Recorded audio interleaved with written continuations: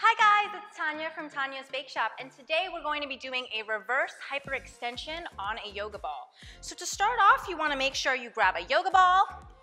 You're going to place it in front of you and kneel in front of the ball. I find it's easiest to get into the position from this way rather than trying to climb your feet on top of the ball.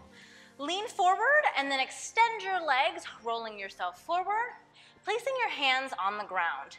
You want to squeeze and pack your shoulders into the ground.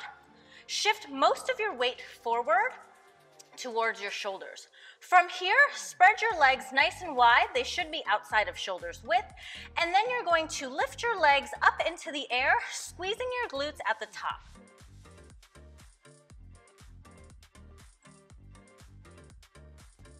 For an extra layer of difficulty, you can place a mini loop band around your ankles.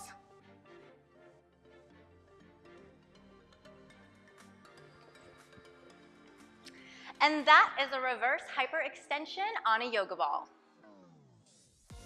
Thank you guys so much for watching. Don't forget to comment, like, and subscribe if you'd like to see more videos from me.